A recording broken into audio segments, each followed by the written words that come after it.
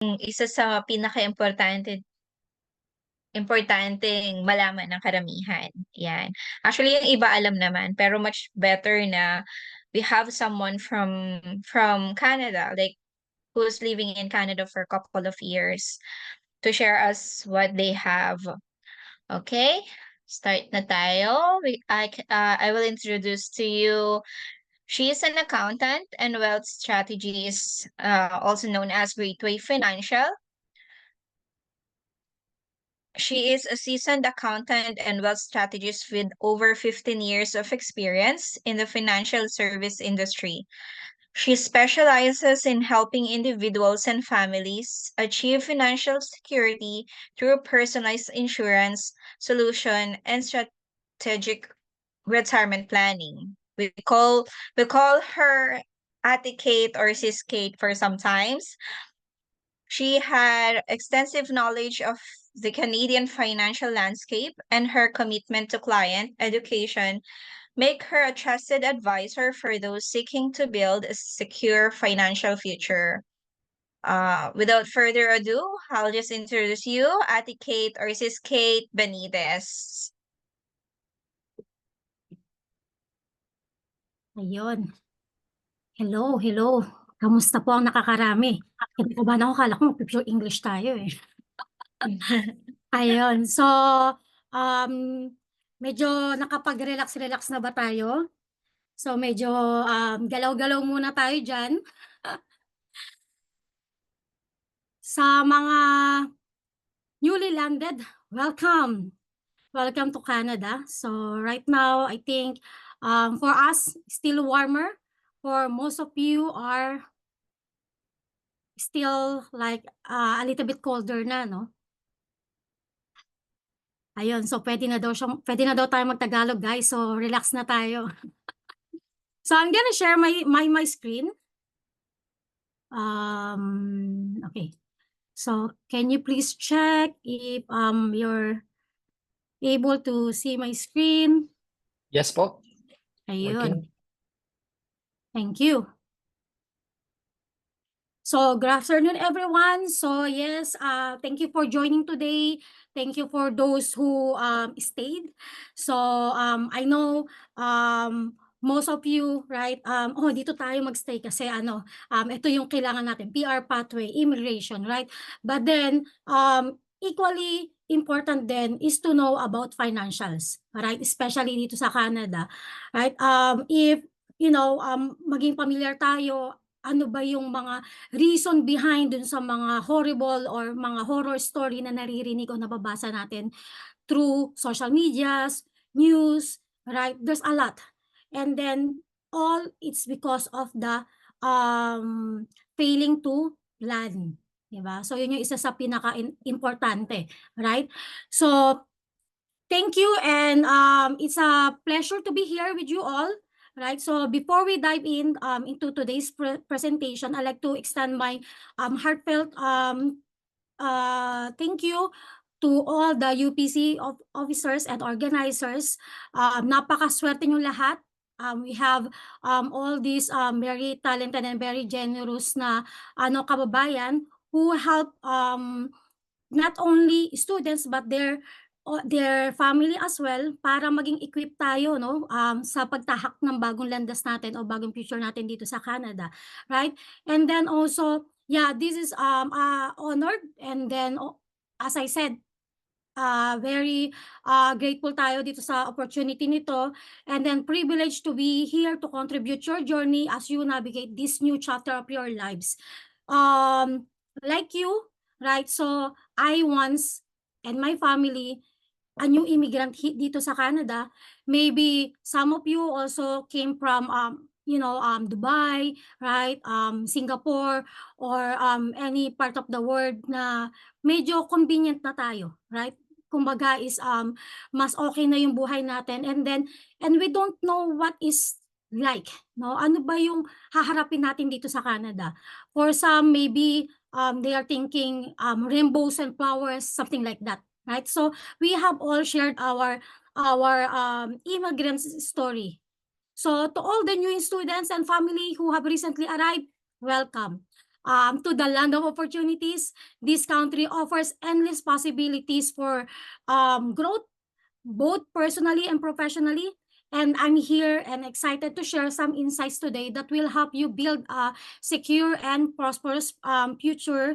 And, hopefully, I can share something, and let's embark on your new journey together. As I mentioned earlier, I'm gonna share some insight on building financial security in Canada, particularly focusing on the vital role of insurance and exploring retirement investment options that tailored for new immigrants. So hopefully, ready na ang lahat? Okay, so a little bit of background. So before moving here to Canada, I spent nearly a decades as an accountant. Actually, 2 decades as an accountant, and then most of those experiences, notably as a finance manager for a multi-million IT company back in Singapore. It's almost a decade. We stayed there. PR kami before coming here. And then this is our plan A. Because according to Google, right, greener yung pasture dito, mas maganda yung opportunity na meron tayo dito sa Canada, right? So basically my role back in Singapore as a financial manager involved managing complex financial portfolios, ensuring financial health of the company, right? So transitioning here in Canada is not really easy. When we moved here to Canada, I continued my career as an accountant, and then also working across various industries. However, as a new immigrant, the challenges were significant, and I quickly realized how different the financial landscape here compare back kung dun sa sa pinanggalingan namin, right? So sorry, I have a tendency of speaking too fast. So you can feel free to unmute yourself if sometimes you have some question, or we can save that at the end as well. So yeah.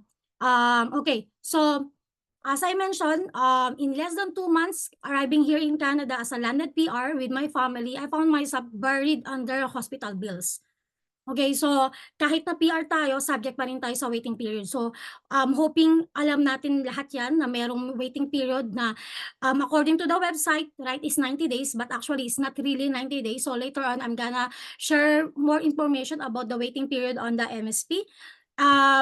So the healthcare system here was so different, and then I was back in Singapore, and then without proper insurance, the costs were so overwhelming. During that time, meron din kami mga we were covered. I was talagang looking for all types of insurance na magko-cover yung situation ko.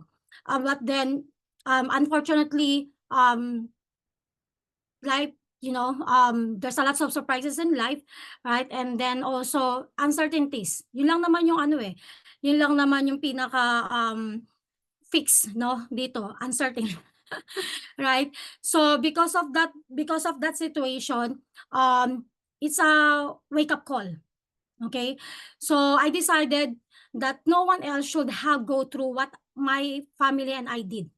So going back then, kung malalaman niyo yung istorya ko, talagang siya, para akong sisisa, no? So hindi ko alam kung saan ko kukunin yung pambayad na yun. And then at the same time, I'm also worried because my son is not stable yet. So I'm not sure kung makakasurvive siya o hindi. And then luckily dito sa Canada, as I said, hindi tayo magugutom. No, we're not gonna be starved because meron tayong food bank, no?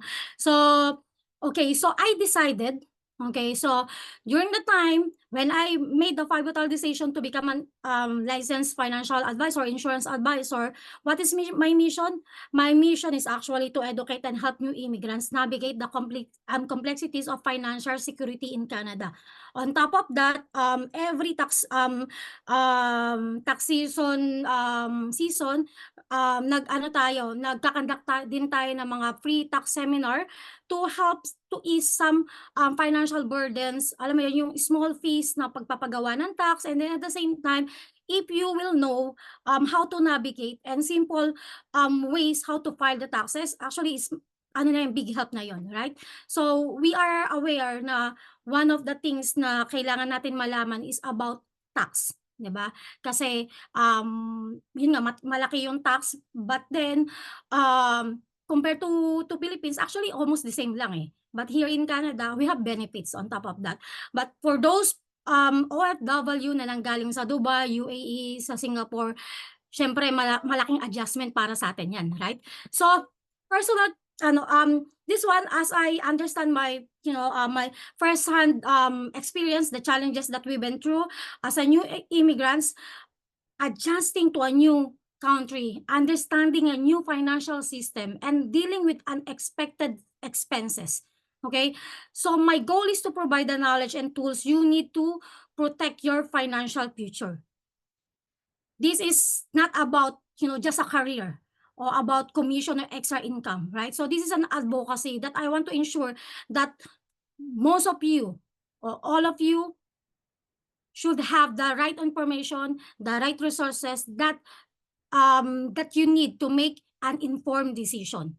Okay? So para kapag ma-face nyo yung similar challenges na nakatulad sa amin, right, or sa other financial stress, right, prepared kayo. Because during that time, walang nag-guide sa amin. So mas mahirap, 'di ba, pagka walang proper guidance, right? So your journey to financial security starts with understanding the risk and having the right protection in life. I'm here to guide you through, okay, this process so you can build or focus on building your new life here in Canada with peace of mind. Yun naman yung pinaka-importante. Yun yung pinaka-main goal natin. So, our topic for today is overview of Canada's financial landscape, understanding Canada's financial system. Okay, so Canada's financial system is very robust with a range of financial products and services designed to support different stages of our life. So yun naman yung kagandahan dito sa Canada, right? So as long na maging resourceful tayo, right, street smart tayo, and we are willing to learn everything that we need para maging well-equipped tayo for the future, yung future natin is most likely magiging secured. And also may assurance tayo, not only for us, but then also for our family, especially for the kids, right?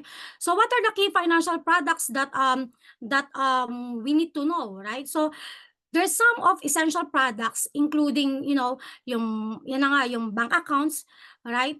Credit cards, mortgages, insurance policies, right? So these are the some of the essential products na kailangan alam natin, no? Understanding this is very crucial for managing your finances effectively in Canada. Right? So siguro for some of you magtataka, but credit cards, right? Or ano ba yung sa credit cards? So just FYI, just a quick one. So we need to build some credit score.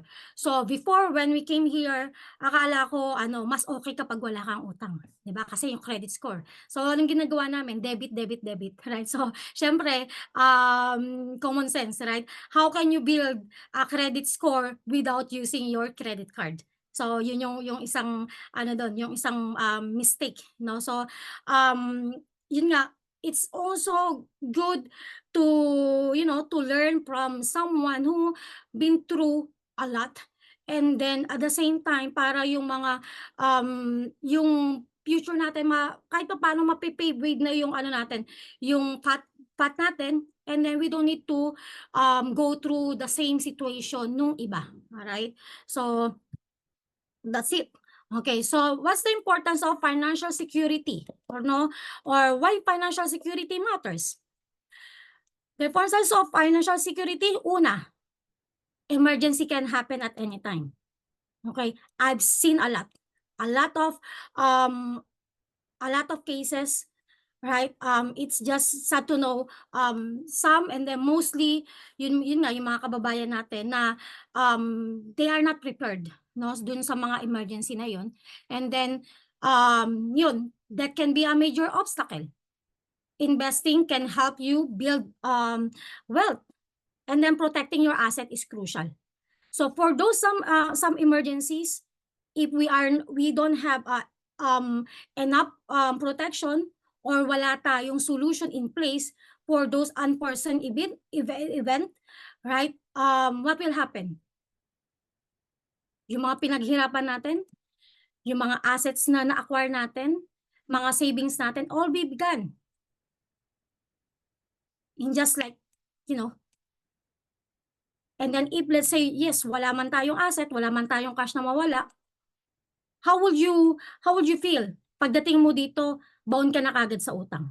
Alright? So that's why it's very important for us to set solutions for future problem. Dapat meron tayong mga plan A, plan B, no? Yung mga backup plan natin. Right? So why financial security matters? Ensuring a smooth transition, protecting the interests of all parties, providing liquidity, mitigating tax implication, preparing for the unexpected. Right? So challenges for new immigrants. As a new immigrants, many of us face uncertainties, right? Whether it's finding unstable employment, understanding the healthcare system, or managing unexpected expenses. So what is the role of insurance? Insurance plays a critical role in mitigating these uncertainties, offering a safety net that ensures you and your family are protected financially. Okay? Peace of mind. Napaka-importante yan. Hindi natin mabibili yan, yung peace of mind. Right?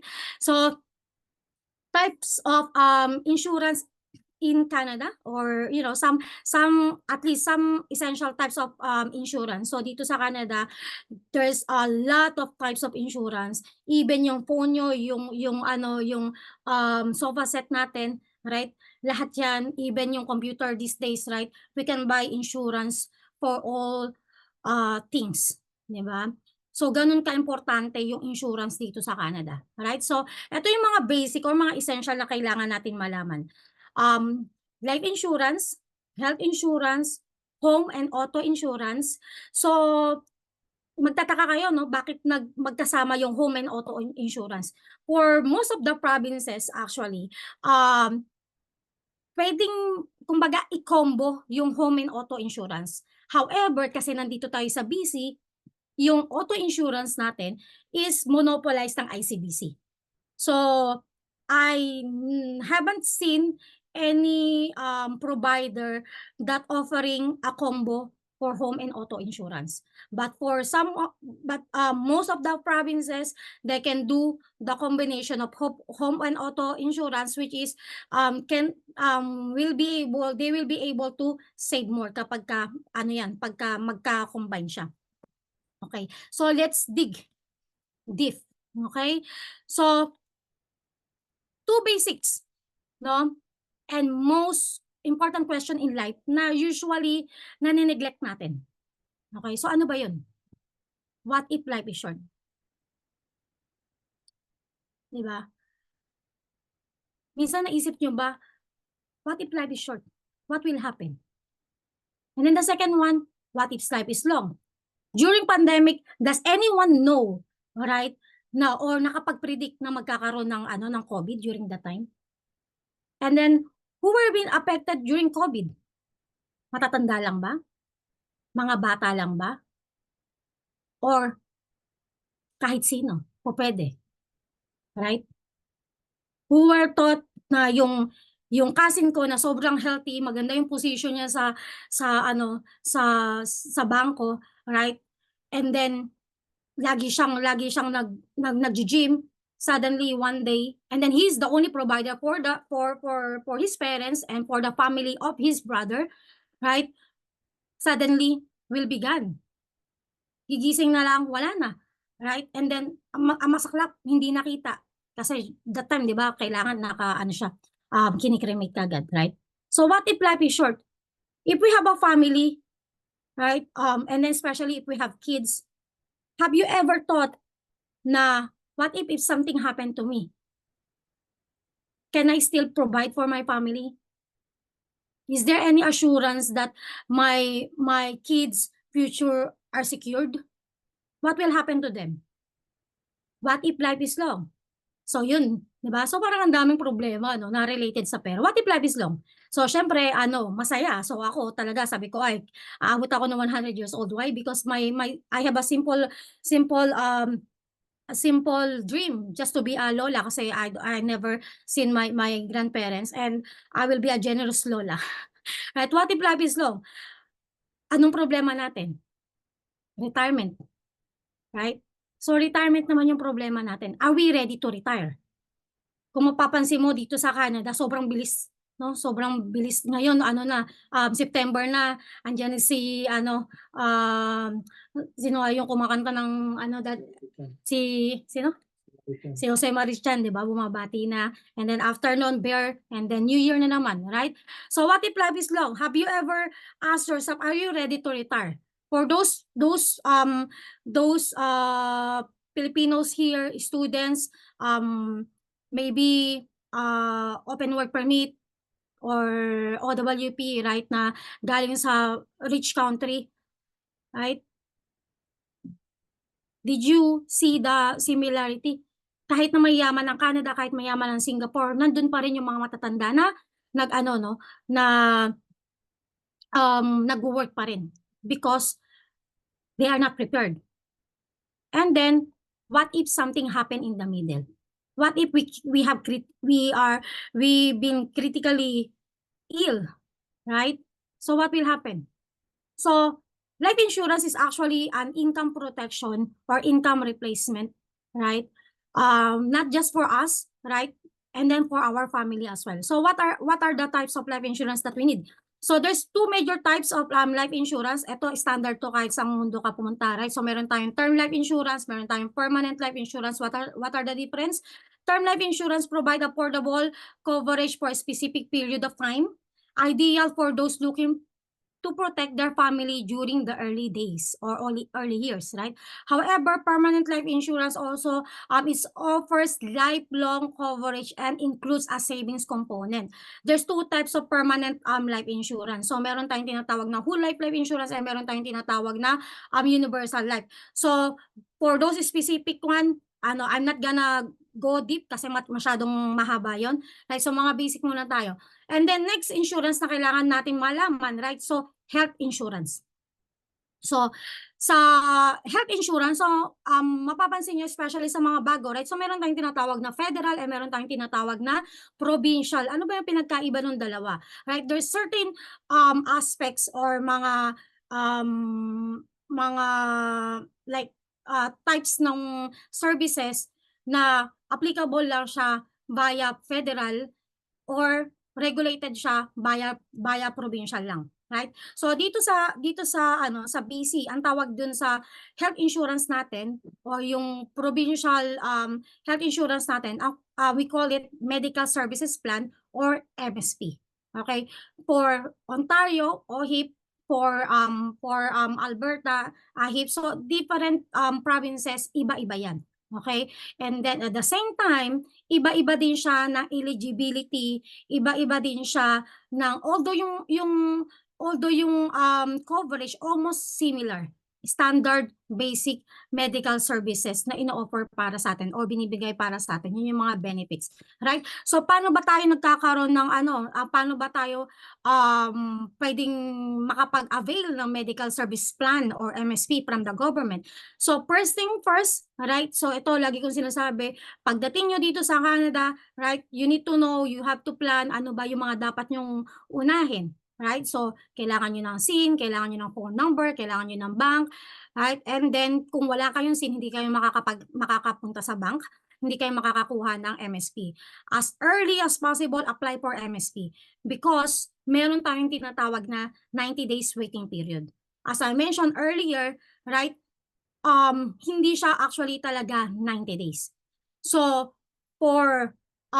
dahil we have meron tayong risk period doon na 90 days, right? Even though na alam natin, oh, I'm healthy, right? So, panatag tayo na walang mangyayari sa atin within 90 days, right? There's no assurance. I've seen so much cases na yon, right? So, that's why it is important that we explore and then we are well educated. Ano ba yung mga kailangan natin? For the students, right? So most of the schools, University of Victoria, they offer GuardMe. Okay, so ano ba yung GuardMe? So yung GuardMe, ito yung mga providers na pwede yung for the schools, I think wala na kayong option ngayon. Mandatory na ngayon. Automatically na siya kapag nag-enroll kayo. Right? Because 2 years ago at least or beyond that, meron kasing option na pwede kang humanap ng iba na provider, which is na sa tingin mo is kasi explore lang naman yan eh. Ano ba yung saan ka ba mas makakatipid na mas maganda yung yung coverage, right? So we have all those kind of options before. For the student, I think it's automatically na ma-enroll kayo unless I think merong option sa mga research students. So yun yung mga difference no. Sa research students, for as far as I know, meron silang option na mag-opt out. Right? So yung GuardMe, ano yung trabaho niyan? Ang trabaho niyan is to cover yung gap before kayong magkaroon ng MSP kasi sa waiting period, right? However, GuardMe provides more extensive coverage compare dun sa MSP. So ano ba yung mga coverage ng MSP? Basic. Like if you need to go for check-up sa doctor, right? Hospitalization, ER, so yan covered yan. Okay?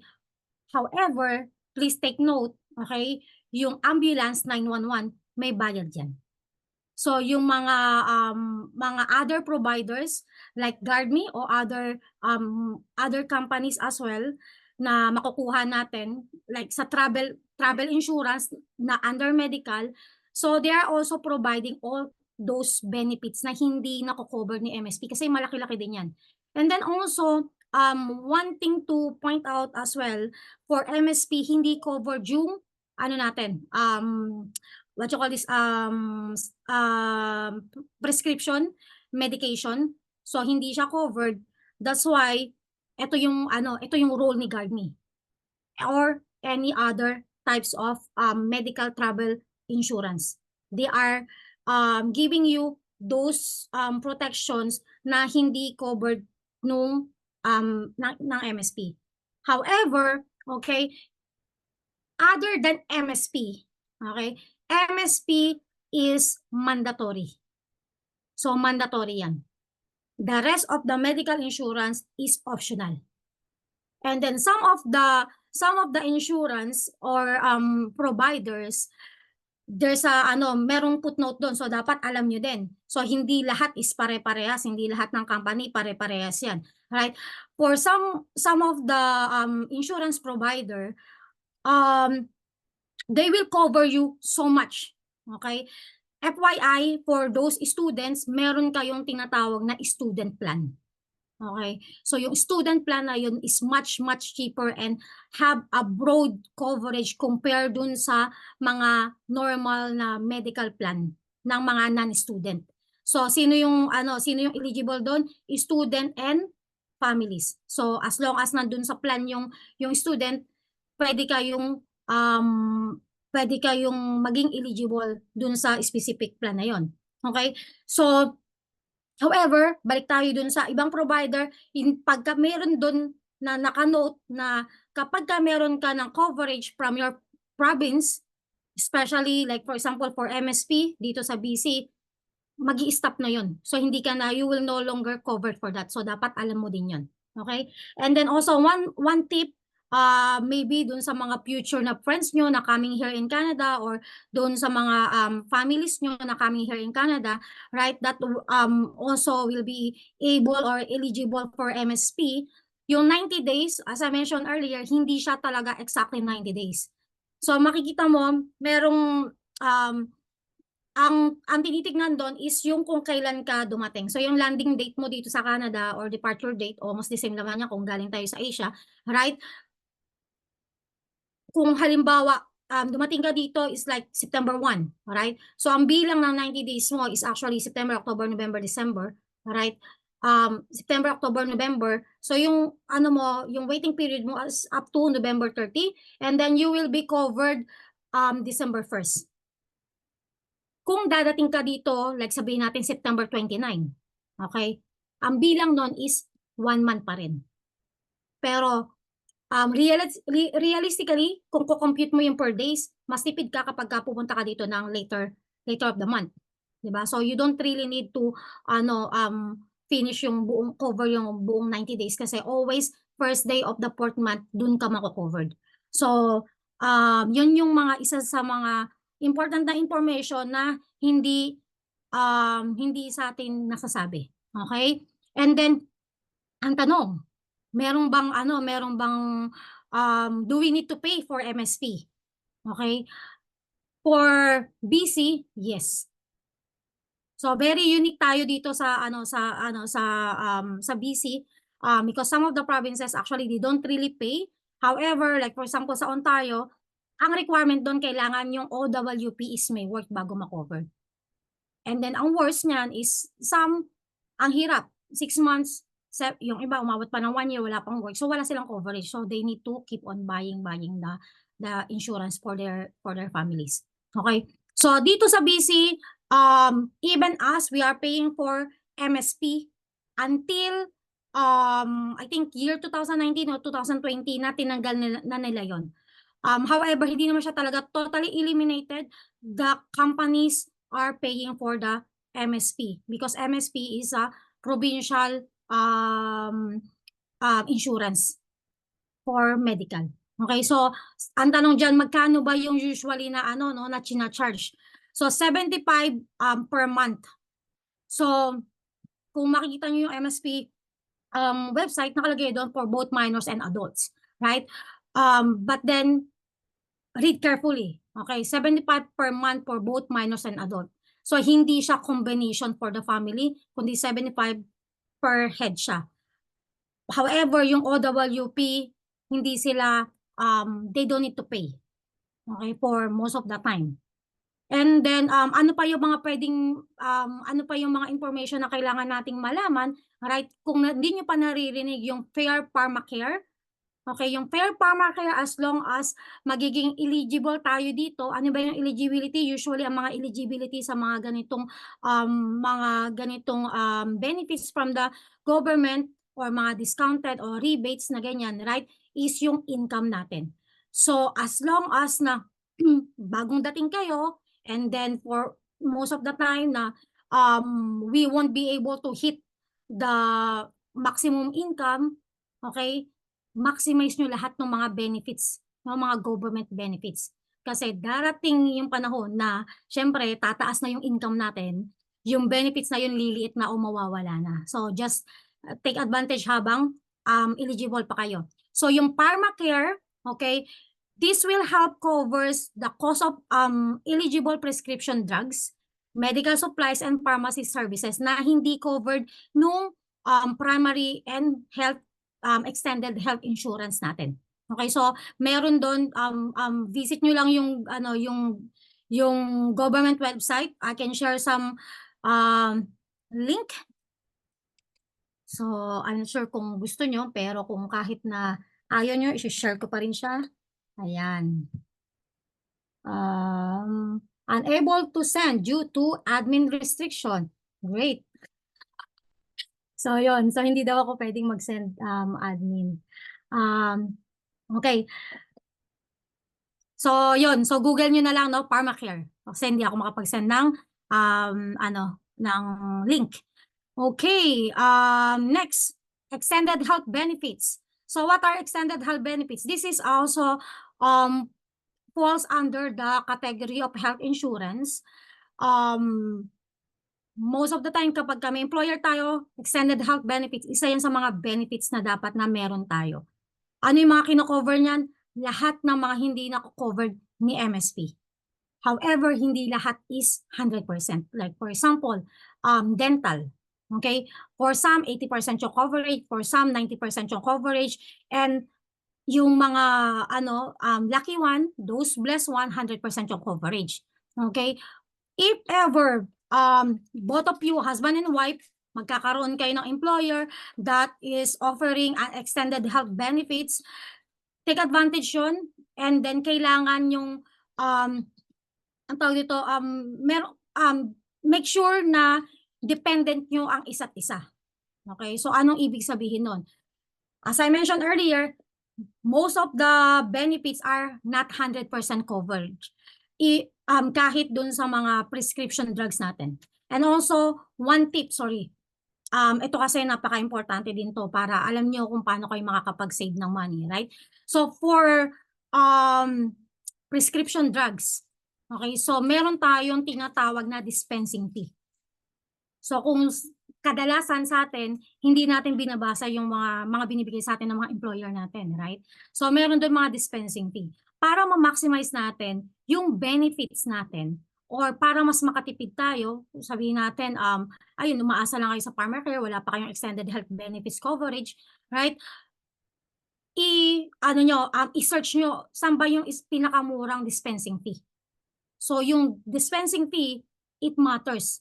Magugulat kayo sa madi-discover nyo. So kayo na bahala makadiscover niyan, right? So dapat alam nyo kung saan kayo, especially kapag halimbawa meron kayong mga maintenance na ganyan, kung saan yung mas practical o smart bumili ng mga ganito prescription medication. Extended health benefits coverage expenses beyond government, healthcare, dental, visions, massage, physiotherapies, and everything. Okay, so for GARDB and other providers as well, this also covering itong mga extended health benefits. Okay, so kung halimbawa I heard some of my clients meron silang coverage sa GARDME ng 1 year. Pagdating nyo ng MSP, you have an option para mag-opt out. Basta kailangan pakita nyo lang, I have an MSP para mag-opt out kayo dun sa GARDME nyo. So, as I mentioned, case-to-case basis. You need to, and then also, this is personalized. Okay? You have to assess ano ba yung needs nyo? Ano ba yung situation ng family nyo? Kung saan kayo mas makakatipid, and at the same time, hindi lang tipid in a sense of money na lalabas sa'yo, kundi tipid in the future na ito yung mga future nyo, may mga other needs kayo. Like, yun nga, yung mga maintenance, right? Or yung dental, yung importante siya sa inyo yung dental or yung vision. So lahat yun ng mga factors na yung kailangan yung tingnan. Okay? Sa GARDME as well, you have an option to piggyback yung family nyo. Okay? As an advisor, what I can advise, explore. Okay? There's so much things to explore there. There's so much providers there. You explore. Tayo kasi mga Pilipino, takot tayo mag-explore eh. Kapag sinabi ng school, ito to lang, di ba? So explore kung saan kayo magbe-benefit or yung family nyo. And then same here, you as a student coming here in Canada as a student, hindi siya mura. So explore where you can save more. Okay? Next one is disability and insurance and critical illness. Insurance. Provide financial protection if you are unable to work due to illness or injury. So remember earlier, I said there's two major questions in life na most of the time na neglect natin. And then these two major questions, we cannot avoid at all. And then there's another question is what if something happened in between, right? What if something happened in between? Last quarter of the year, last year 2023, up to date, so daming bigla ang nagkaka-cancer. They thought they are healthy, even though kumbaga parang ligtas kami kasi wala kaming family history, right? So maraming cases na maganyan. So kailangan we need to be proactive since libre as long as na mag-kick in yung MSP nyo, regular checkup, no? And then critical and disability insurance will help you and your family to cover the income loss. Some people will ask, why do I need critical illness? I have coverage with MSP. My medical bills, actually hindi siya 100%. But then, however, the hospitalization will be covered. As long as nasa hospital ka, covered ka, kahit yung mga gamot na binibigay sa'yo, covered. But, the medical expenses doesn't end there. Right? Because you are critically ill, you're not able to work. Because you have to focus all your energy to get better. And then for you to be able to go back to work, right? So what will happen? You lost your income, but then the expense is all there. Agree? So, yung expenses ba mawawala? Titigil ba siya dahil nagkasakit tayo? No. That's why disability insurance and critical insurance is also very important. There's so much naman na, marami tayong option na based dun sa budget nyo. So, don't be scared na, ito kasi mahal, ganyan. So, explore nyo lang. Libre yan. So, wag kayong matakot sa magtanong-tanong. Okay? So, next one, dito hindi tayo masyadong magpo-focus. Home and auto insurance, right? They are also very essential, although hindi siya mandatory dito sa Canada. However, dito sa BC, yung auto insurance yan. Sa ICBC, kailangan mo yan. Okay? For the home insurance, meron din tayo niyan, especially yan, may mga iba't ibang klase yan. So, depende yan kung meron tayong tinatawag na content insurance lang o yung mga rent insurance lang. So, yung sa mga rental properties, right? So, ano ba yung nako-cover nyo? Nako-cover yun, yung landlord nyo, meron din yung coverage. No? Sana. No, kasi something happen, magkaroon ng fire or something, right? It will cover yung content ng bahay nyo, right? So kasi syempre pagka nasunog, nagkaroon ng sunog or anything or nagkaroon ng baha, right? So malaking financial loss din yan impact sa atin. Okay? The role of insurance in financial planning. How insurance fit into your financial plan. Okay. Ano ba yung role nito? Okay, so sabi nga natin dito, marami yan. Yung mga basic is yung life, kailangan natin mga protection, yung health natin, right? And then yung mga properties, and at the same time, yung future natin, no? So yung retirement natin. Basic, foundation of financial security. Insurance is the foundation of a solid financial plan, offering protections against life's unexpected events. Diba? It also plays a role in estate planning and wealth preservation. Having enough protection give us or provides us peace of mind, right? So make sure, right, for the with the right insurance coverage, you can focus on building your life in Canada, knowing that you have a financial safety net in place. Okay? Ano nga ba yung insurance, right? Insurance is we are transferring the risk. The risk that we cannot afford na kapag dumating dyan, alam natin, malaking financial loss o impact sa atin, sa pamilya natin. So, yun yung role ng insurance. Okay? Let's talk about retirement planning and investment. So, ayan na, di ba? So, yan na exciting part, di ba? Exploring retirement investment options in Canada. Okay, so we are blessed to be here in Canada, right? So, marami tayong mga options. One of the reason why I came here in Canada is because, may pension sila, right? So, yun, excited tayo, may pension, right? So, ano nga ba yung pension na available sa atin dito sa Canada? Okay?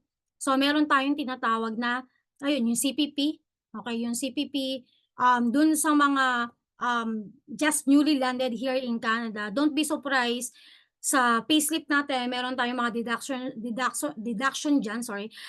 Aside from tax, meron tayo dyan tinatawag na EI, right? And then meron din tayong tinatawag na CPP. Okay, so yung CPP, ito yung contribution natin para if ever na mag-retire tayo, or yun lang naman yun eh. So mag-retire tayo, naka-ano na yun, tumatakbo na yun, no? Para meron tayong ma-receive, okay? So, ang tanong dyan is magkano ba yung pension sa Canada? Alright? So, ito, ginrab lang natin sa CR website. In 2024, the maximum monthly amount you could receive as a new recipient starting the pension at age 65.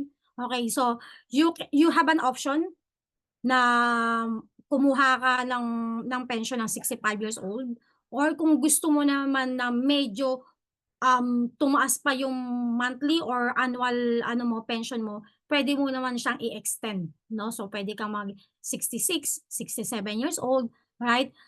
Yun yung mga mga edad, no? Paano tayo pwedeng maging eligible sa sa pension. So magkano? So according dito to 2024, yung maximum monthly amount that you could receive if you start your pension at age 65 is 1,364.60. Okay, so the average monthly amount paid for a new retirement pension at age 85 last year was only 758.32. Okay, the situation will determine how much you will receive to the maximum amount. On top of the CPP, meron tayong tinatawag na OAS. Okay? Ano ba yung OAS? Old Age Security. Okay? Ito yung additional siya, and then GIS. So, very common is only CPP and OAS. Kasi iilan lang yung nagiging eligible sa Guaranteed Income Supplement. So, ano yung Guaranteed Income Supplement? Ano ba yung niya, yung eligibility niya? Magiging eligible ka if during that time, no, mako-qualify ka sa low income OAS pensioners. Okay? So these two, OAS and GIS, are actually make up Canadian Public Retirement Security System. So yung sa ngayon, yung OAS 713, right? If you qualify for the amount of the CPP, and OAS is actually around 1,471. So yan yung maximum. So ang question dyan is, paano ba tayo magkakaroon ng o magiging eligible to have a maximum amount of CPP and OAS? Okay? Actually, maganda to pag kami interaction, no? Kasi para akong kausap ko lang yung sarili ko. So anyway, right? So to have to be eligible to have a maximum monthly CPP or pension, right? For the CPP, you must have at least 39-40 years of contribution. Okay? Para magkaroon kanya ng 1,364. Maximum. Kung halimbawa naman, hindi tayo umabot sa 40 years and then nag-65 years old na tayo, right? Nakaano naman yan, hindi naman tayo mawawalan. So, naka-prorated naman siya based dun sa contribution natin. And then take note, yung maximum na yan is, kung parang SS, di ba? So, meron kang maximum contribution rate din, no, na maintain throughout. So, yun yung eligibility, right? So, sa OAS naman, at least may 40 years residency ka dito sa Canada para magkaroon ka ng maximum amount of that. So, question for all of you, is this enough? Right? Is this enough? So, ako medyo kinabahan ako, di ba? So, sabi ko, buti na lang nag-financial advisor ako, nalaman ko itong mga to, right? So, I can plan ahead, right? So, sabi, retirement years. So, paano ba tayo mako-consider na financially secured retirement? So, unang qualification yan, kailangan home ownership ka. Why? How can we consider ourselves financial secured during the time kung wala tayong bahay? Diba? So, kung wala tayong bahay, and then nangungupahan tayo, anytime we can be homeless. Right? So, yan yung isang requirement. Pangalawa, government pension. And then pangatlo is retirement investment na most of the time, hindi natin napaghahandaan. Kasi we thought that having a government pension is enough for us to retire. Okay? With missing one leg on this stool, I don't think nauupo ka dito. Alright? So, yeah. So, we will consider ourselves and fall into category of financially weak retirement. Kahit na alun dyan yung mawala, kahit meron kang, yes, you have secured your future, you have retirement investment, but then wala ka namang home ownership, ganun din yung impact niyan. Okay? So, would you rather be in a financial weak retirement or financially secure retirement? Okay, so think of it. Okay? So, rule of 72. Okay? So, sa investment, sabi natin, may mga nagtanong dyan, paano ba sa mga investment? Right? Ano ba yung iba excited? Which is very good kasi ito yung mga dapat na na-excite tayo. Paano ba akong mag-start while waiting for my PR? Alright? Para ma-secure ko yung future natin. Right? So, rule of 72. I'm not sure kung narinig yung rule of 72, pero ito lang yung mga naririnig natin sa mga financial guru na compounding. Right? Okay. May question ba? Ayun. So, yan. So, compounding. So, this is a very simple formula, but then also a powerful one. It provides an estimate on the number of years money will double with respect to the growth rate. Then we can, by using this simple formula, right, can give us an idea how many doubles we're gonna get in this particular investment in our lifetime. Paano yun? right? So, ganito ang formula lang yan. Okay? Ayaw niyang mag-click. Okay. Formula. Paano ba yung formula niyan? Fix is yung 72. Divide mo siya dun sa yung rate of return. Di ba? Kapag ka na mag-invest tayo, for example, for the bank, yung checking account natin sa banko natin, once we open our bank account, there's always two, right? One is checking account and then one is savings account. So sa checking account, wala pang 1% yung ano dyan, yung magiging interest income natin dyan sa pera natin. And then dun sa checking account naman, it can be at least 2%, pero may mga ano dyan, merong mga trick and tricks doon. So you have to work with your financial advisor in the bank. And then also make sure na alam nyo lahat. Kasi may mga ano doon, may mga fine prints doon na dapat na alam din natin. And then also, may maririnig kayo, investment sa bangko, right? So, most of the time, kapag nag-invest tayo sa bangko, nakalagay siya sa mutual funds, which is around 4-5%. And then, there's also financial industry na pwede tayong mag-invest o may investment option tayo doon. Or, kung gusto nyo naman mag-self-directing investment, like yung mga investment dyan, savvy dyan, right? Pwede tayong mag-Questrade or yung Wealthsimple, right? So marami tayong options. However, if bago kayo and then hindi pa kayo masyadong sure sa mga gagawin nyo, it is always good to have your own financial advisor that can advise you, okay, properly sa bawat kilos nyo. Kasi at the end of the day, hard-earned money yung ini-invest nyo. Okay? So, balik tayo sa rule of 72.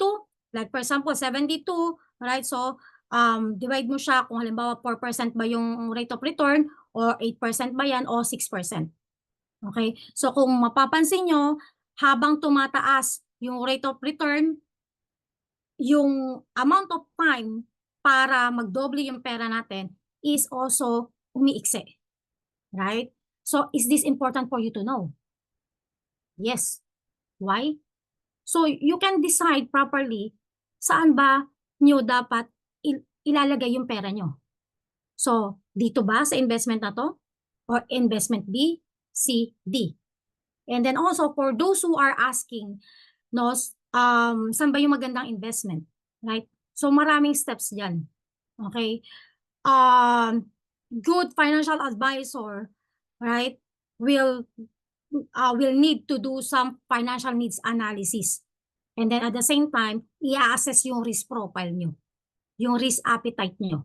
Hindi basta-basta na, dito mo siya ilagay, dito mo siya ilagay. Hindi ganun kasimple. Right? But then we experience yung mga ganun na ako din. Kaya nga ako, yun nga din eh. So, sa experience ko din yun. No? Ito, pirma mo to, ganyan-ganyan, right?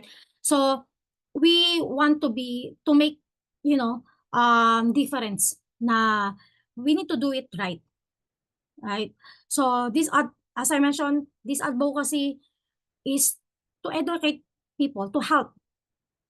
Right? Hindi naman, mahirap, no? To do good, right? So, yan yung mga dapat na i-take note natin. And then, okay, so retirement savings and investment strategies. So, dito sa Canada, meron tayong tinatawag na registered and non-registered investments.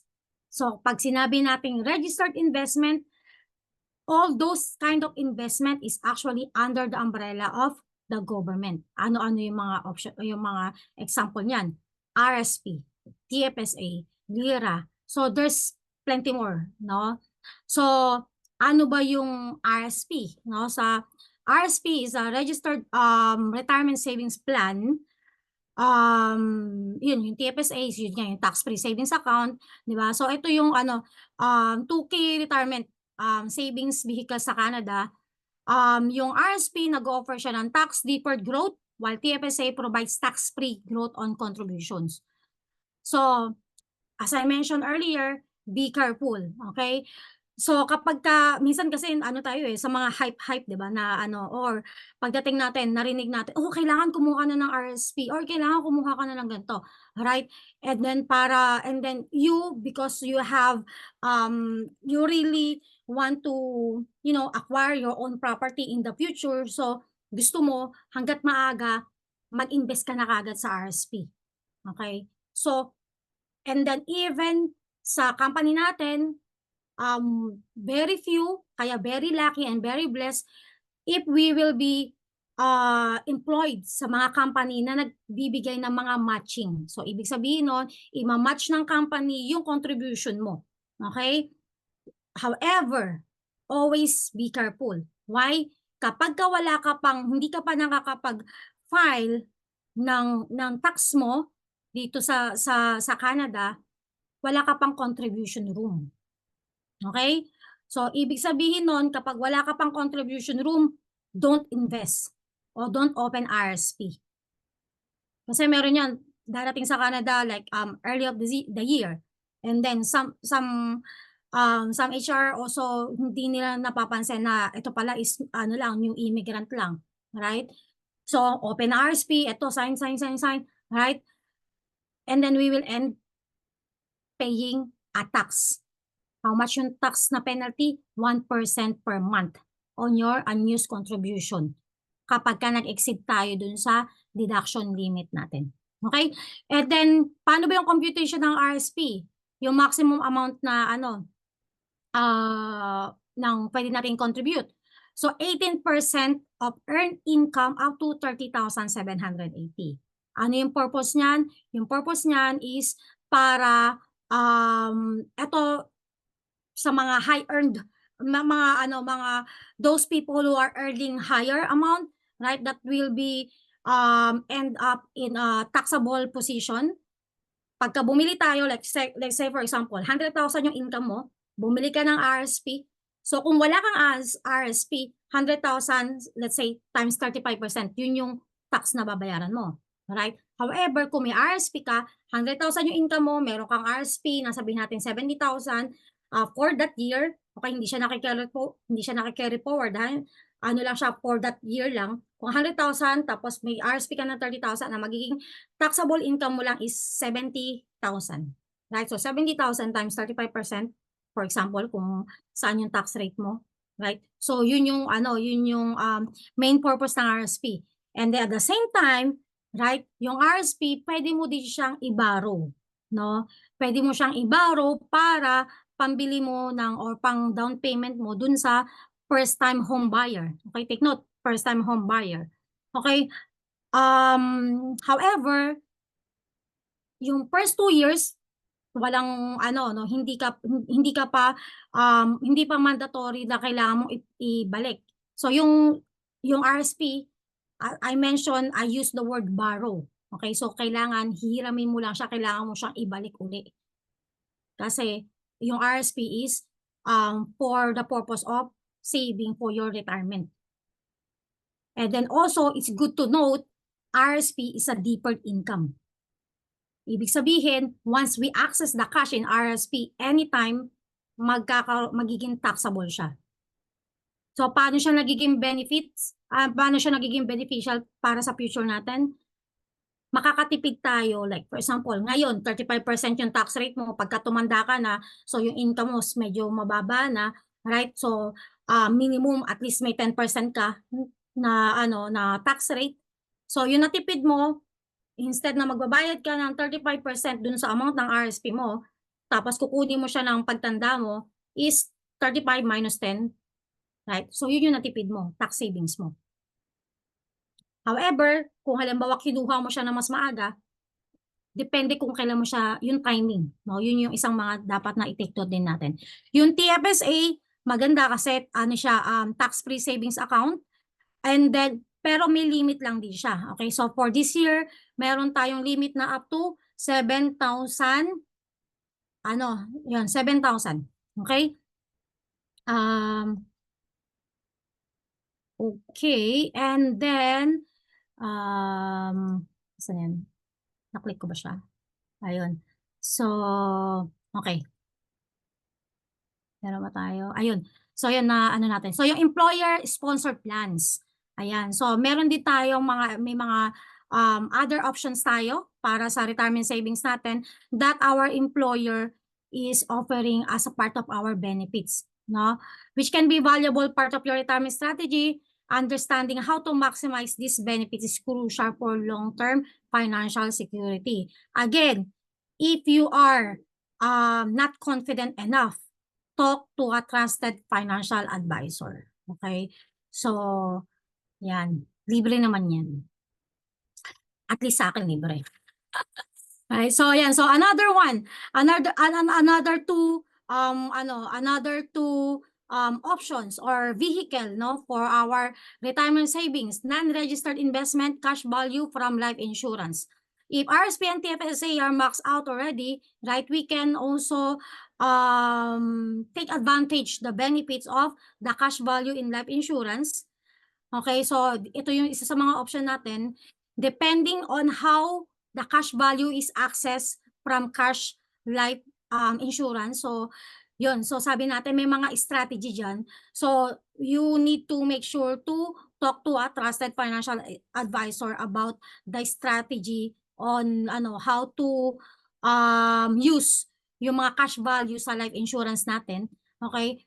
And then, or most of the time, kapag tama yung strategy na binigay sa atin, yung investment natin dito may not be taxable upon withdrawal. Okay? So, program availability and eligibility carries per insurer and lender. So, meron din diyang, meron din ganyang mga option sa mga bangko. But then, yun nga, sa mga bangko, mga eligibility is medyo mataas yung requirement nila. So, to know more, medyo mas, maraming information tayong kailangan na i-discuss dyan. Okay, so, dito kailangan client needs, goals, risk and tolerance, and budget must be always taken into consideration, no? Para bago tayo makapag-decide. So sabi ko nga, it's always good to work with the trusted financial advisor kasi meron tayong mga kino-consider diyan na mga tinatawag na adjusted cost basis, right? And then ano ba yung mga net cost of your life insurance cost na tinatawag, right? So the maximum premiums to develop cash value in life insurance policy are defined. Currently, depende kung ano yung sinabi ni CRA, no? Nasa ano yan, sa Income Tax Act yan. So sometimes they are updating, no? So may mga percentage yan na dapat nating i-consider. Okay. So the path to permanent residency and financial planning. Financial consideration for PR application. So yan, ang exciting, right? So yan, managing finances during PR process. Applying for permanent residency can be financially demanding. It's important to manage your finances carefully, ensuring you have enough savings to cover application fees and other expenses.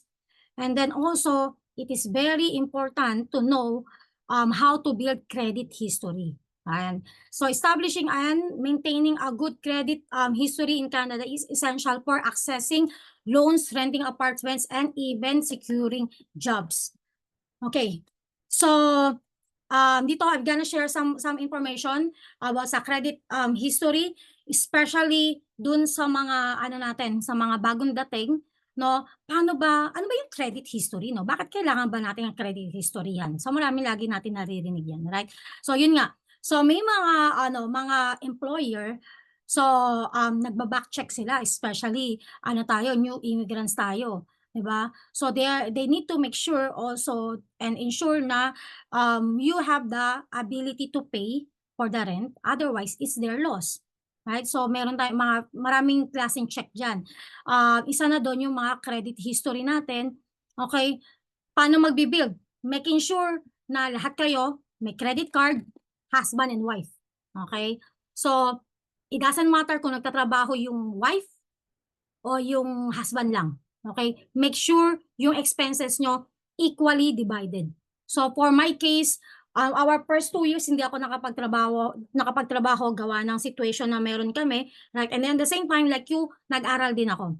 right? So I pursue my degree here in Canada, and then the same time nag-aral din tayo ng payroll, and then during the time nagbo-volunteer din tayo sa CRA as a tax volunteering. Ayun, so kada ano natin every year, no? So kahit na wala kang trabaho, basta may credit card ka, ginagamit nyo yung credit card nyo, magkakaroon ka ng credit points. Okay, so maganda yung ano yun yung isang advantage na dapat same kayo ng husband nyo, ng wife nyo, kahit na hindi pa kayo nag-work, equally divided yung expenses. As much as possible, charge most of the expenses, kasi hindi naman lahat is pwedeng credit card, right, into your credit card. Okay? And then, also, make sure mag-alat kayo ng enough time o buffer na every yung payment date nyo, hindi kayo lalagpas. Okay? So, kahit $1 lang yung utang nyo, no? And then, nakalimutan nyo siya, naging forever na, malaking effect nun sa credit score nyo. Malaki yung bawas nun. Okay? What else? Hanggat maaari, if you can, try to maintain at least 2 credit cards. Okay? Try to maintain 2 credit cards. So, meron siguro sa inyo nag-google about credit history, marami, kailangan maintain ng 30%, may mga gatong yan. Actually, hindi siya ganun ka, hindi naman siya ganun ka, ano tawag dito, difficult, no, para makapag-build ng credit score. So, kami ni husband, ang credit score namin, if I'm not mistaken, umabot kami sa 90. So, nandun kami sa pinaka-excellent na score. There's a lot of factors as well. Also, okay, so this one is just an advice as an advisor, right? For those of you that looking forward to buy a house, okay, make sure to and then here, 'di ba, kailangan natin ng sasakyan, right? If you're gonna buy a car, kung maaaring bumili kayo ng second hand, better. Kung hindi, anong impact nun? Kasi in the future, kapag ka bumili ka ng bahay, malaking impact kasi na may utang ka. Right? So kami, after 4 years, saka kami bumili ng bagong ng sasakyan namin. So yung nung pangalawang bili na namin ng bahay, doon pa lang kami bumili ng car namin. Right? Kapag ka meron ka ng bahay, papautangin ka na ng bonggang-bongga. Right?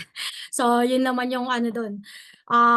Yun naman yung kaigihan kapag ka meron na tayong bahay. However, if let's say you have a big loan or purchases na you have to settle or debt, right? In terms of buying a house, malaki yung income, impact doon unless you have cash to pay out that debts, that loan, or mo siya, i-let go mo. So, yun lang. Okay? So, dapat, yun yung mga things to consider in the future. Every time na magde-decide tayo kasi may mga, may mga impact yan, no? Okay.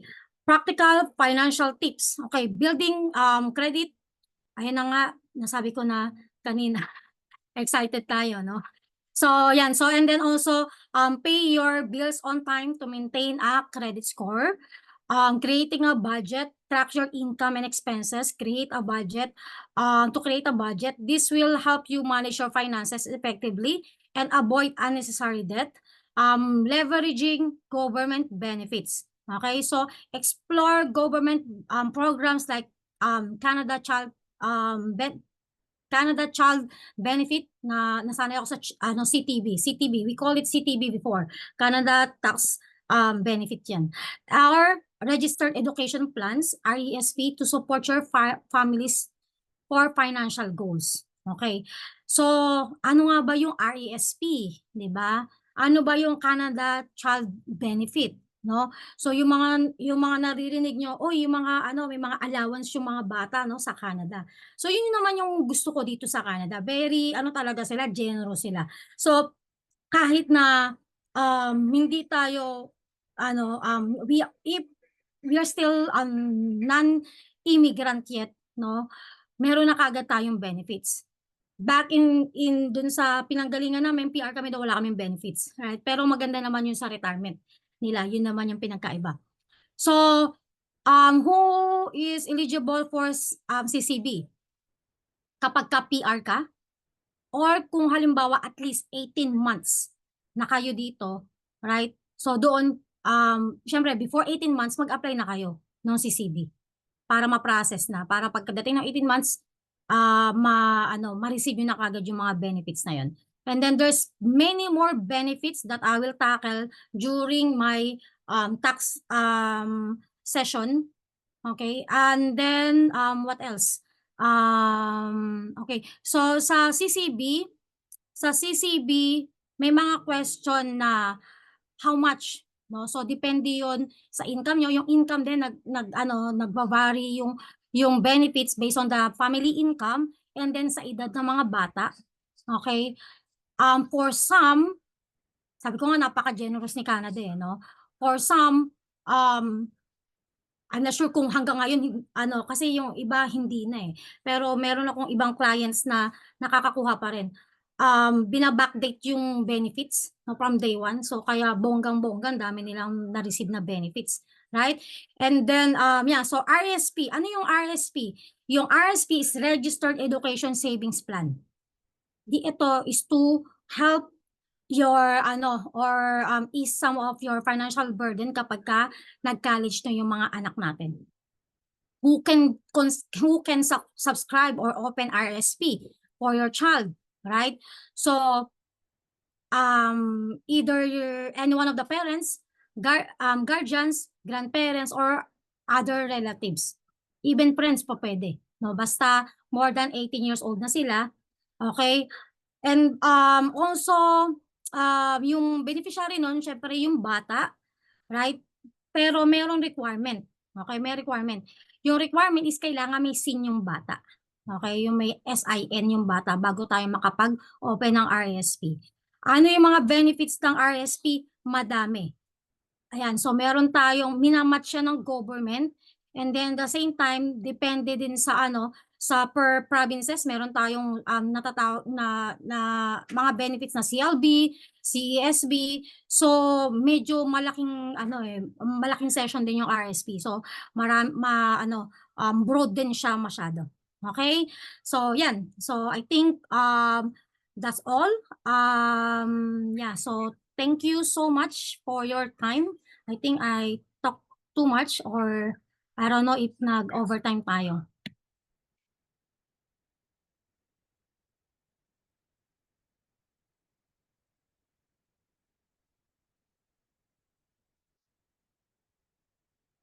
So yun. So kung may nagsasalita man, lahat kayo ay naka-mute. Yeah. Oo nga eh. Nagte-thank you ako tapos nakamute pala ako. No? Ay, Miss Kate, thank you for this very informative questions. I think if may mga tanong po kayo, feel free to use our chat box. You Lane can unmute or yourself. Melissa is here. Hello. So, or yeah.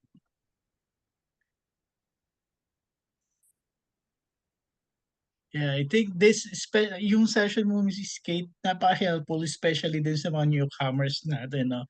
Kasi parang, syempre, pagbago tayo dito sa Canada, minsan isipin mo, especially galing kaming Middle East, conscious kami sa healthcare namin. Parang inisip, di ba sa atin, gamit yung sa mga nakaka-relate dyan, mga galing UAE, gamit na gamit yung insurance namin sa UAE, which is parang, di ba, yung waiting time na walang, dito kasi dito mararanasan natin yung waiting time sa hospital. Pero still, aside dun sa waiting time, mas worry ako, ano ba yung insurance kong papakita or gagamitin pag kailangan ko ng doktor, ano yung tamang procedure. And think this session really explained well, especially yung benefits ng mga and differences ng mga insurance, and how we prepare also for our future. Yan.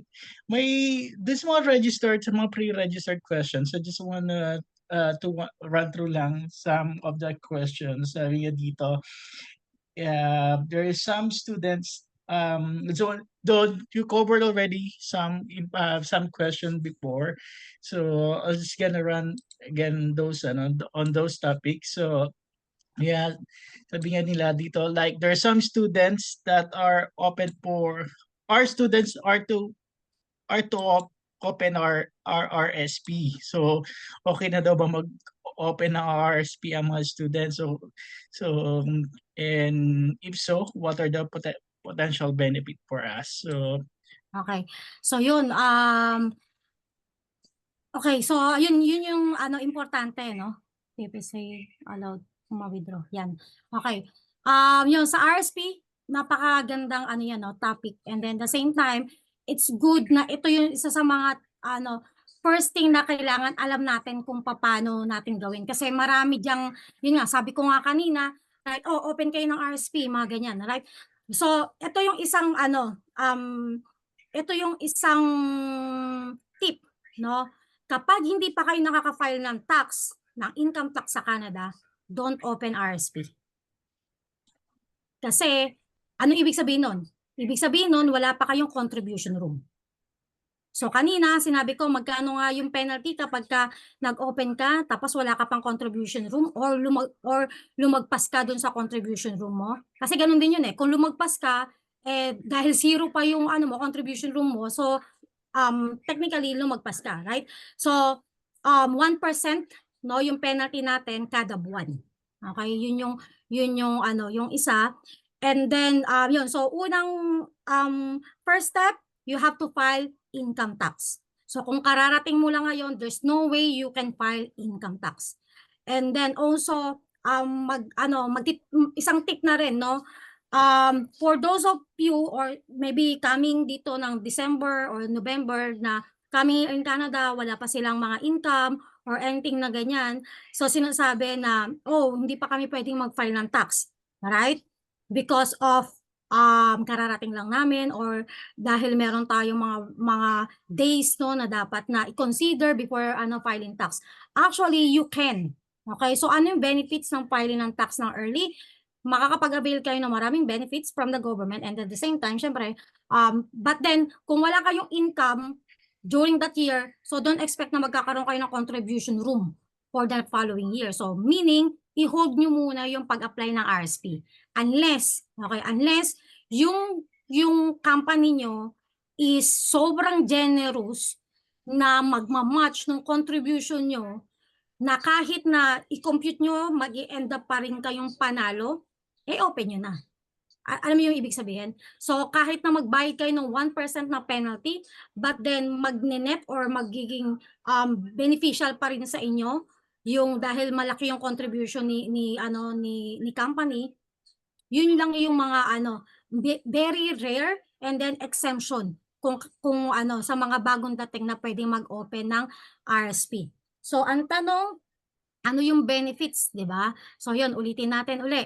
So yung benefits ng RSP, tax deductibility. Okay? So yung RSP is tax deductible, meaning it can you can use this one to reduce your taxable income in the year. Kung maalala nyo yung kanina, sinabi ko kung 100,000 yung income mo, right? May 30,000 kang RSP, instead na 100,000 taxable income mo, magiging 70,000. Diba? So minus lang yan. And then tax deferred. So ibig sabihin nun, yung kasi yung RSP naka-invest din siya, right? Yung growth dun sa RSP mo is tax-free until withdrawal. Okay? So kapag withdraw mo yung RSP mo, right, magiging taxable siya. So depende sa time mo kung kailan mo siya i-withdraw. Kung i-withdraw mo din pala siya sa next year or there's no point getting RSP. Right? But then if your purpose is, let's say, for you to have to save this one for your future, okay,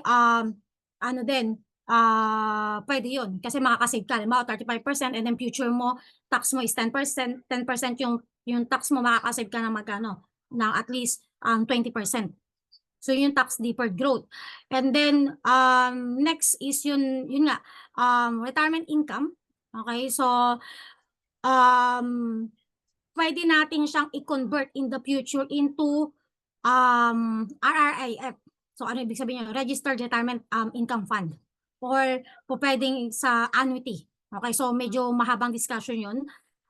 And then also, yung meron tayong tinatawag din na spousal RSP, yung mga ganon, right? You can contribute and then allowing yung higher income earners to contribute para dun sa spouse nila na pwedeng mag-end up ng overall family tax. So sa next tax session ko, so yun yung mga i-discuss natin. Ano yung risk? Okay, yung risk niya is yun nga, pagka withdraw natin, and then yung contribution limit natin, saka yung withdrawal restriction, and then syempre subject to sa market risk. So depende kung saan mo siya nilalagay. Okay, so yun. And then to follow up on that, before we jump in on the next question dito sa chat box, to follow up on those RRSP, halimbawa, yun nga, yung nag-share si company mo ng contribution to RRSP. Kaya lang, on the following year, you decided to leave the company.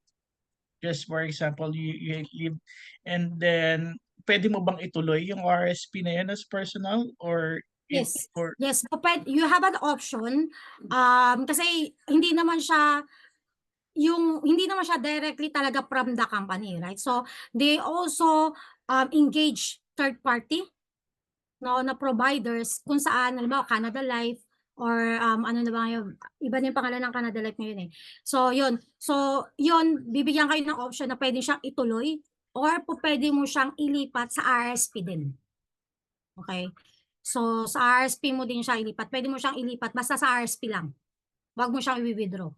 So, okay, pero hindi mo ba siya pwedeng ma-withdraw agad? technically, pwede mo siyang ma-withdraw. Yun nga lang is magbabayad ka ng tax. Okay. Mas mababa pa yung rate nun, di ba? Kasi kung ilang taon ka pala nagbabayad. So, Yeah, wala pa depende. yung Hindi Reds, bro, kasi ang ano naman sa investment naman yan, timing din, 'di ba? So malay mo yung time na yun is biglang and then nasa magandang investment mo siya nilagay. Tapos that time is 50% or 35%. So may mga ganong investment kasi may investment kami talagang pumalo ng 50-55%. Right? So depende din sa timing mo. So yun, bago ka mag-withdraw, marami kang dapat i-consider. Tingnan mo yung growth, 'di ba? Tingnan mo yung mga may mga possible na losses ka ba na ma-incur kapag winidraw mo ngayon, or pwedeng mo muna diyan, i-save mo muna siya diyan, right? But then at the end of the day, kahit na halimbawa na maganda nga yung market kung saan mo siya ininvest, taxable pa rin yun. So malaki nga yung income mo, malaki din yung tax mo. Copy that. So speaking of withdrawal, so the next question naman is about TFSA. Kung i-withdraw daw niya yung TFS, allowed ba anytime na i-withdraw yung TFSA? Or mababawasan ba yung contribution pag nagkaroon ng withdrawal? Okay. Yes, from the name itself, tax-free savings account. So allowed siya ma-withdraw anytime na hindi ka mag-i-incur ng taxes. However, okay, so depende kung saan mo nilagay yung TFSA mo. So may mga investor, nilagay natin to dito, tapos halimbawa sabihin natin nag-invest tayo ng 10,000. So anytime pwede ko tong i-withdraw kasi tax-free savings account naman siya. So sabi tax-free, hindi siya matataksan. Pero hindi mo na malayan, yung market pala is bumaba. Diba? So yung market pala is bumaba. So nagtaka ka, akala ko ba tax-free savings? So in-expect ko 10,000 pa rin yung mawi-withdraw ko. Pero dahil bumaba yung market, bumaba yung investment mo, so obviously yung mawi-withdraw mo is mababa dun sa original mo. Okay? So isang isang point din, make sure you know where to invest. What's the difference between investing in the bank, self-investing, and then also in the financial industry? So maraming factors din yan. Okay, so yun, so may protection ba sa bangko? Walang protection kapag bumaba yung market. However, sa financial industry, kasi kami as a financial advisor, we can also provide yung mga ganyang investment. instead of mutual funds sa segregated funds. Okay, so there's two different types of investment. And then in financial industry, meron tayong tinatawag na coverage, insurance coverage dun sa, depende kung anong kukunin mo, may 75, 100, 100. Yung may mga ganun pa siyang mga ganun pang mga factors to consider. So kung halimbawa may bumaba yung market sa sa bangko, walang guarantee. Dun sa sa financial industry, may guarantee depende dun sa anong kukunin mo. So TFSA, yes, you can withdraw anytime, okay? But then be wise dun sa timing ng pagwi-withdraw natin. Okay? And then yun, hindi din siya wala siyang impact about sa yung may mga benefits kasi na may mga registered investment kasi na nagkakaroon ng impact dun sa mga benefits na nare-receive natin sa mga government. So yun yung mga yun. Okay? And then for TFSA also, if I may add, unlike nung sa RSP kasi pagka 71 years old na hindi mo pa kinukuha yung yung retirement mo sa RSP, dapat dapat within 71 ma-convert mo na siya, no? Ma-convert mo siya sa RIF, yung kaninang binanggit ko. Sa TFSA wala siyang limit. So ongoing tax-free growth potential yun dun sa sa TFSA. Pero yun nga, take note, meron din siyang annual contribution limit.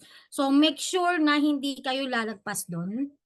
Ang good news niyan is yung kung halimbawa ngayon hindi niyo nagamit yung yung annual contribution limit niyo, nagiging cumulative naman siya, naki-carry forward siya every year. So kapag ka bonggang-bongga na yung mga income niyo, and then that's the time na marami kayong extra for TFSA investment, then go for it. So yun yung maganda naman sa TFSA, naki-carry forward.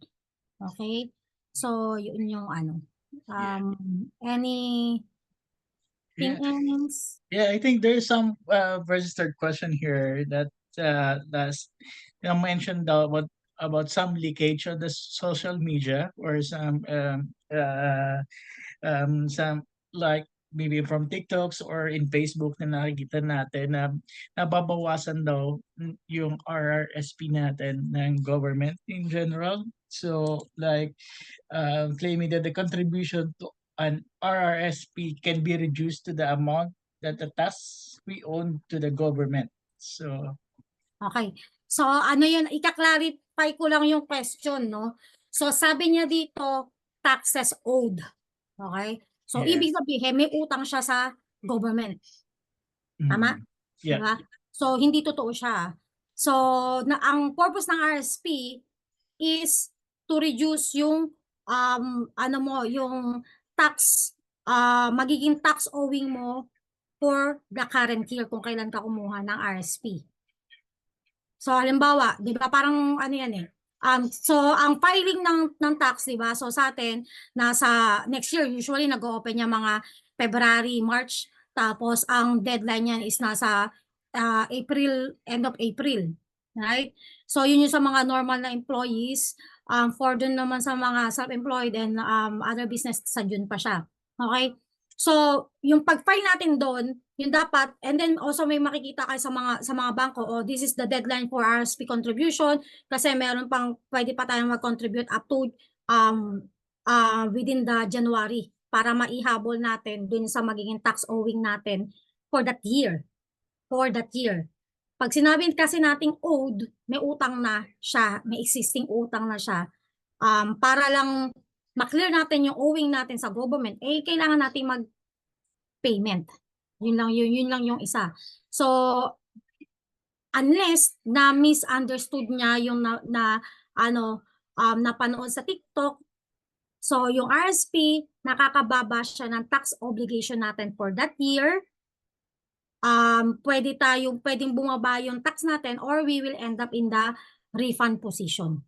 So yun yung use niya. So for that current year, hindi siya yung next na ma-carry forward every year. kung kailan mo binili yung RSP mo, kung kailan ka nag-invest ng RSP.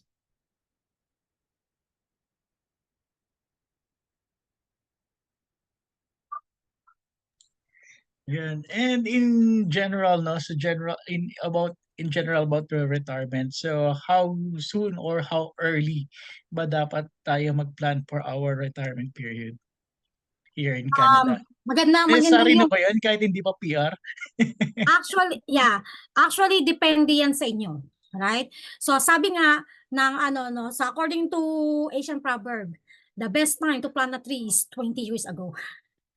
And then if you miss that 20 years ago, the best time is now. Okay? So we have case to case basis, and then syempre yung mga ganyan is personalized. We have all different financial situations. We have different capability on investing. We have different priorities. We have different goals, right? So, for those na gustong magkaroon ng personal advice, just feel free to message me or anything. However, yun nga, hindi ko siya masasagot in general. Kahit na sabihin kong the best time is now, 'di ba? So hindi naman kayo lahat is able to do so, right? And then hindi naman tayo lahat is ready na, right? And then marami din tayo mga uncertainties, okay? So, ang good news niyan, right? So there's some certain investment na pwedeng makasagot is yung yung trusted advisor nyo. Like for example, ito yung goal ko, right? Ito yung budget ko. Pero medyo hindi ko pa alam kung tama ba tong decision kasi hindi ko pa alam kung mapi-PR ba kami, baka mamaya bumalik kami ng Pilipinas o bumalik kami ng Dubai. So maraming mga ganong question. Okay? As I mentioned, marami tayong products and then mga vehicle, no, for us to secure our future, hindi lang dito sa Canada, kahit wala na tayo sa Canada. Okay? So, I'm not gonna say or tell any specific products, right? But then, may mga ganong option. So, if curious kayo, you can contact your trusted advisor or you can ask me directly. So, kung saan kayo comfortable. Okay? So, hopefully, nasagot ko ng kahit na hindi direct. Kasi mahirap yung tanong na yun kasi lahat tayo iba-iba, di ba? Yeah. Yeah, I understood. Kasi baka mamaya, yun nga, sabi mo na-mention mga kanina, baka mamaya after 1 year, after 3 years, you have decided na bumalik ka sa Pilipinas or bumalik akong Singapore or naisip mo na hindi pala Canada yung path mo or yung ano mo. So, Di kaya ba? dapat yun. Pero nagbayad ka ng TFSA, nagbayad ka ng FFSA, paano yung consideration? Ano yung mangyayari sa ganong cases? Okay. So, for example, TFSA. TFSA, you can withdraw anytime. Yung FHSA, actually, hindi ko siya nabanggit kanina kasi wala dun sa list. Ganun talaga, no? Ayun. So, yung FHSA, actually, very new, no? Parang last year lang ata yan, no? October lang something, right? So, combination siya ng RSP and then ng TFSA at the same time.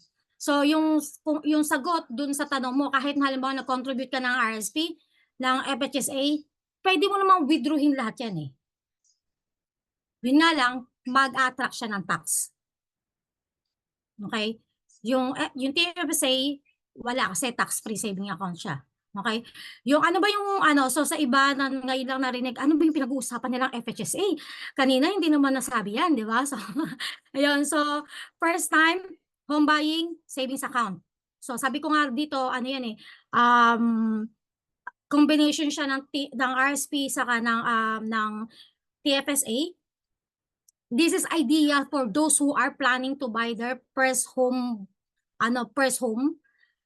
or kung halimbawa after like 5 years na halimbawa ngayon bumili ka tapos naibenta mo after 5 years, magiging consider ka na first time home buyer ka na. So pwede ka din kumuha nito.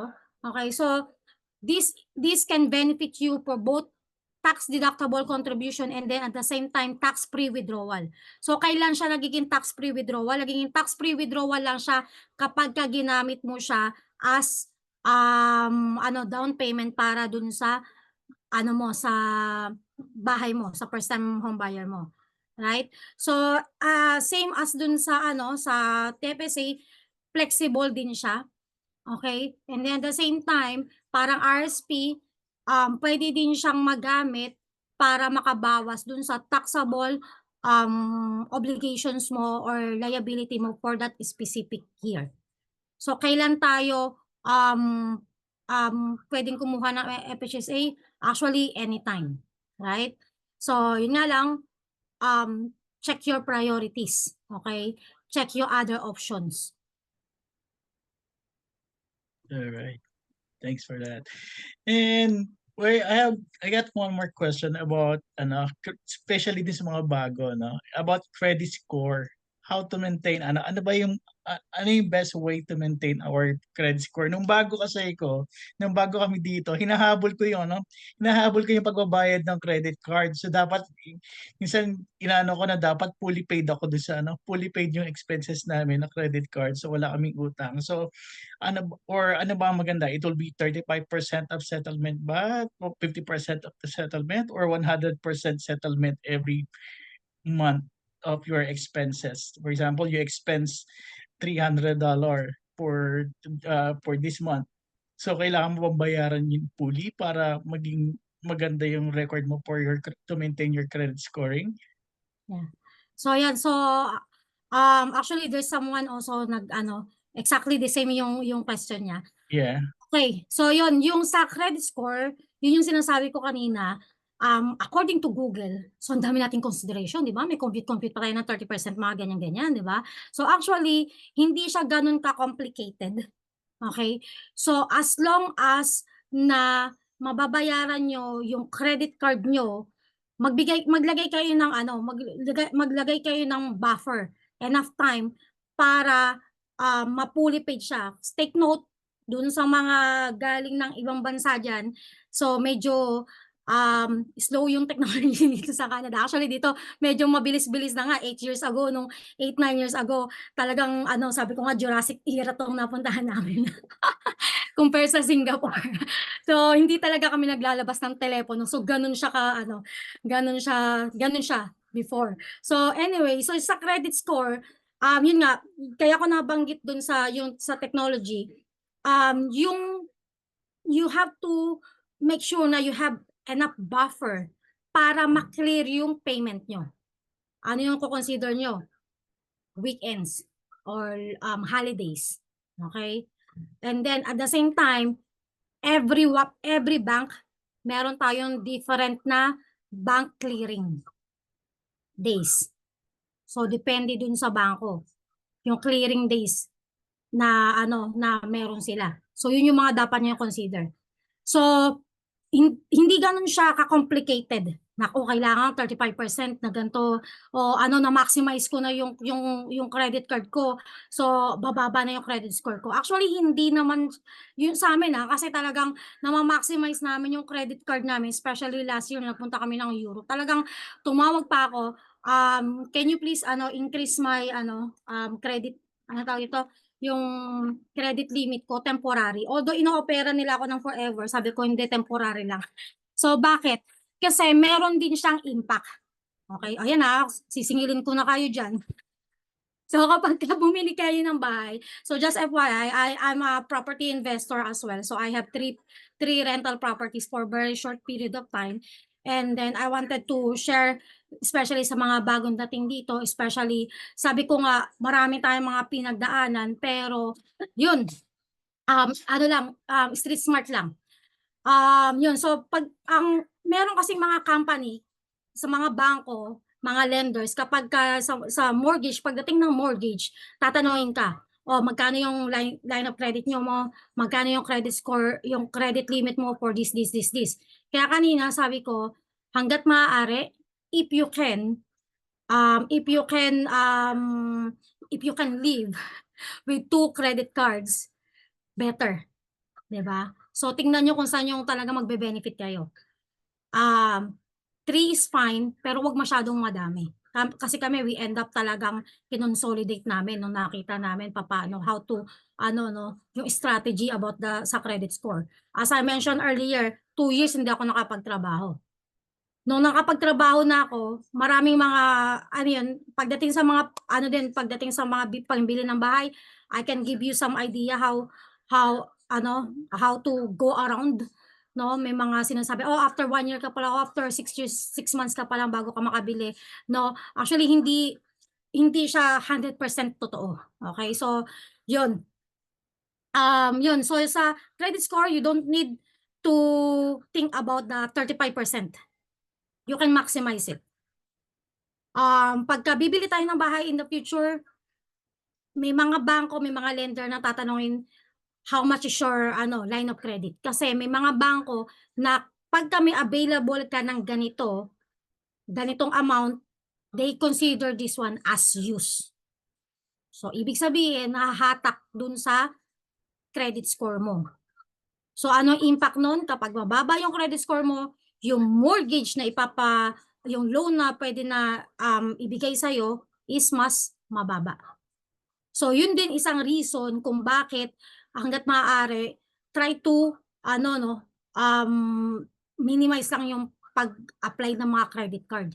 Kasi may mga, there's some lenders, most of the lenders, they take it na yung lahat ng mga mo doon ng mga credit availability for you to use is maximize.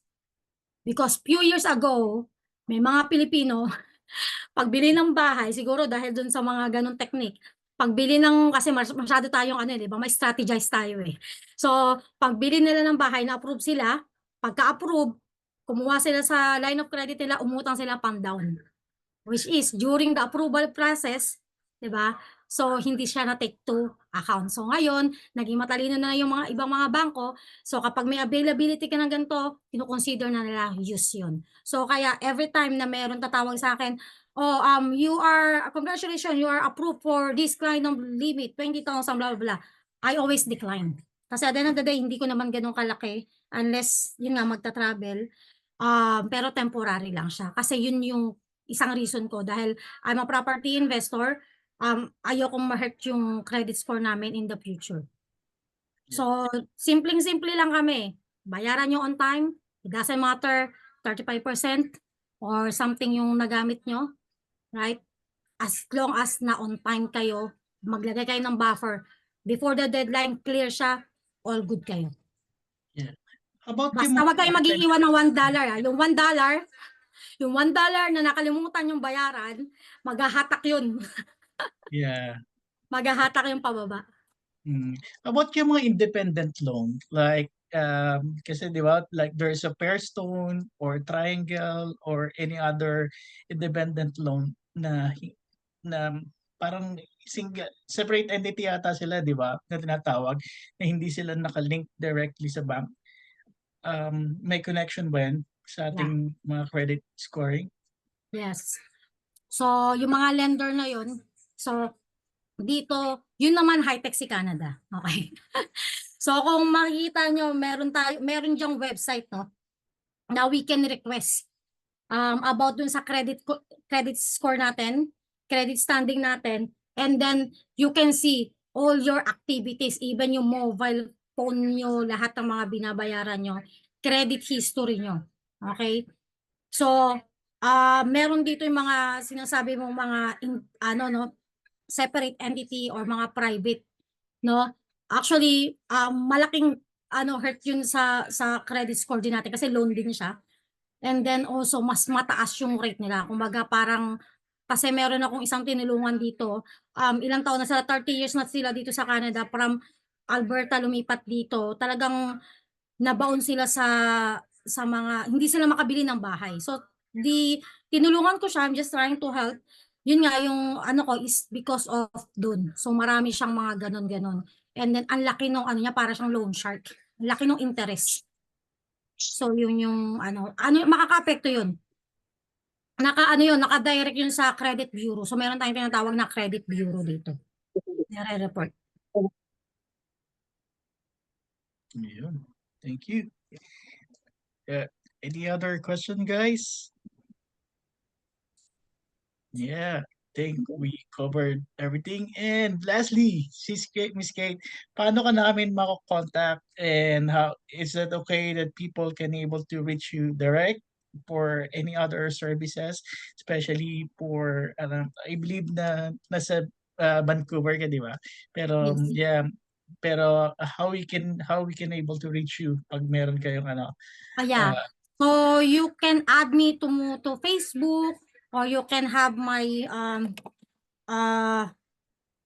my phone number. yeah, and what is your standard rate for in terms of your general services? Standard rate. So yun. So nagkakawang gawa tayo. So sabi ko nga nung isang araw, sabi ko, shit, ang dami ko ng kawang gawa. Nagkakawang gawa. Parang ang dami ko ng kawang gawa eh. Sabi nung isang na-attendan namin, kasi meron kaming convention before, nung last month lang. Yun nga, sabi ni si John Maxwell sa si SLV, no? So dapat yung time din natin, everything that we do, dapat nag-generate daw siya ng income. So nitong mga nakaraan, ang dami kong kawang gawa. Sabi ko, parang feeling ko napapagod ako dito. Wala akong generate na income. So yun yung kidding aside, so you can ask for free advice. So which is yun naman talaga yung natin, yung advocacy natin kung bakit tayo nag-license financial advisor, is to share the blessing. So by sharing the blessing, indirectly we will be blessed.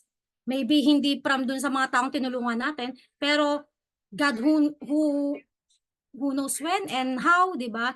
So marami naman tayong na kukuha mga blessing despite ng lahat ng mga kawang gawa nating yon. Like for example, PR ng parents ko. Actually yun, isang miracle din yun. Alright? So yung mga ganong blessing na hindi mo maka-quantify as money, I think is,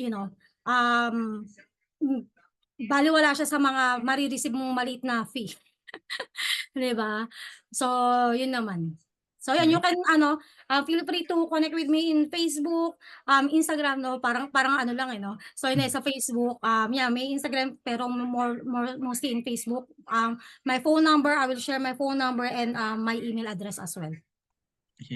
Yeah, so we're going to post then yung contact details ni Miss Kate sa ating group and page Facebook page. So if you want to reach her or get more in details, or you have any other private inquiries that you want to reach and ask for the help of Miss Kate, so feel free to connect with her po.